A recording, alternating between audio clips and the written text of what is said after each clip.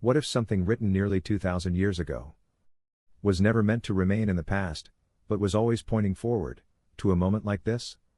Not as a distant prediction. Not as a symbolic story to be debated. But as a pattern, waiting patiently for history to develop to a point where it could finally be recognized.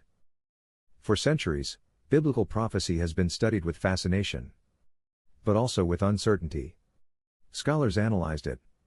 Theologians interpreted it. Historians attempted to place it within the past. Some saw metaphor. Others saw warning. Many saw something too complex, or too far removed from reality to fully grasp. And for most of human history, that uncertainty made sense. Because the world itself did not yet reflect what these texts described. The scale wasn't there. The systems weren't there. The conditions simply did not exist. So the meaning remained partially concealed, not because the message lacked clarity, but because the world had not yet caught up to it. But now, something has changed.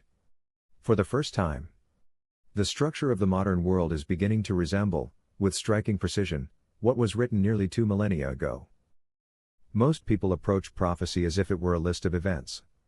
Moments in time. Defined outcomes. Clear, measurable fulfillments.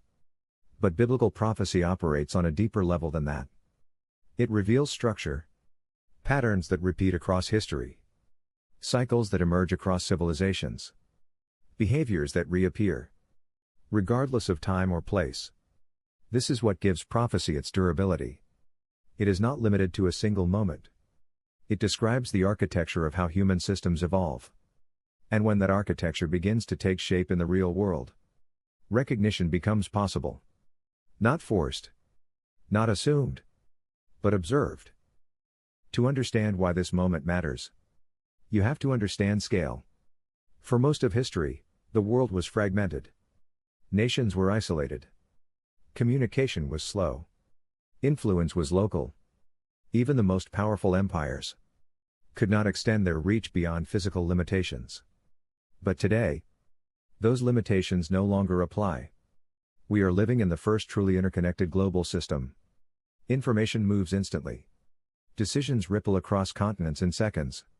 Events in one region reshape realities in another. This level of integration is unprecedented. And it matters. Because the prophecies do not describe a divided world. They describe a unified one. A world where systems operate collectively. Where influence extends beyond borders. Where power is no longer confined. For most of history, that world didn't exist. Now, it does. But connection alone is not the defining feature. Influence is the ability not just to reach people, but to shape how they think, to guide perception, to frame reality, to determine what is accepted as truth. In previous eras, influence was constrained by distance. Ideas moved slowly. Narratives were localized. Perspectives varied widely. Today, influence operates at scale. Ideas spread instantly. Narratives synchronize globally. Perception can be shaped in real time. And this aligns directly with one of the most overlooked aspects of prophecy, not just power, but deception. Not obvious deception. Not easily identifiable falsehoods. But something far more subtle. Distortions that feel credible. Narratives that appear logical. Perspectives that are accepted without resistance. Because the most effective deception is the kind that doesn't feel like deception at all. If you step back and examine history without bias, a pattern becomes unmistakable. Civilizations rise. Power consolidates. Systems expand. Control increases. And eventually, those systems reach a point of instability and collapse. This pattern has repeated across empires, kingdoms, and nations. But always within limits. Geographical limits. Technological limits. Structural limits. Today, those limits have disappeared. Which means the pattern itself is no longer contained. It is global. And when a pattern becomes global, its consequences are no longer isolated. They are universal. Every generation has believed it was living through important times. But this generation is facing something fundamentally different. Not just change, but convergence. For the first time in history, the world possesses systems capable of reaching nearly every individual, networks capable of influencing global perception, structures capable of operating without geographical constraint. This combination has never existed before. And because of that, the alignment between ancient description and modern reality is no longer theoretical. It is visible. Not complete, but unmistakably forming. What makes this transformation so difficult to recognize is not its complexity, it's its subtlety. There is no singular moment where everything shifts. No clear dividing line between what was and what is becoming. Instead, change unfolds gradually. System by system. Layer by layer. Decision by decision. Each step appears reasonable. Even beneficial. But over time, those steps accumulate. And when viewed together, they reveal direction. Prophecy does not only describe external systems. It describes internal tendencies. How people respond to change. How they adapt to structure. How they align with their environment. Because systems do not operate independently. They require participation. And human nature tends to favor stability over uncertainty. Convenience over resistance. Acceptance over scrutiny. These tendencies are not new. But in a globally connected system, they become amplified. And that amplification accelerates alignment. When we say prophecy is happening now, it does not mean every detail has reached completion. It means something more precise than that. The foundation is visible. The structure is forming. The direction is becoming clear. It is like observing the early stages of something much larger.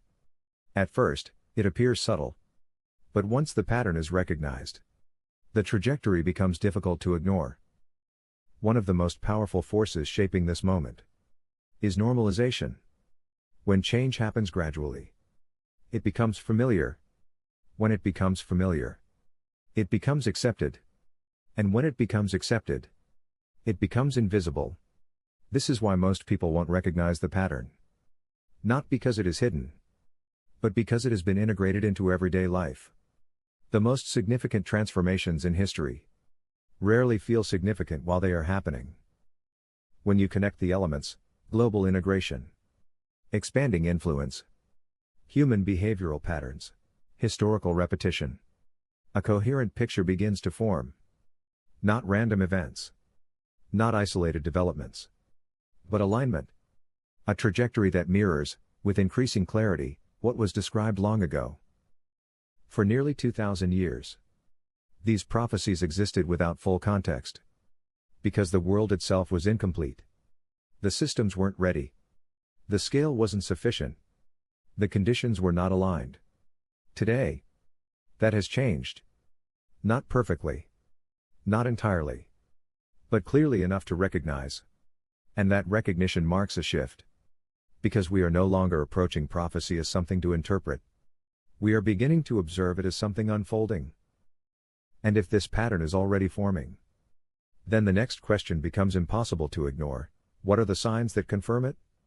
Because the Bible didn't just describe systems. It described indicators. Patterns that would emerge as the world moved in this direction. And in the next video, we uncover those signs, and why most people fail to recognize them. Watch that now. Because once you see the pattern clearly, you don't just understand the world differently, you begin to see what's coming next.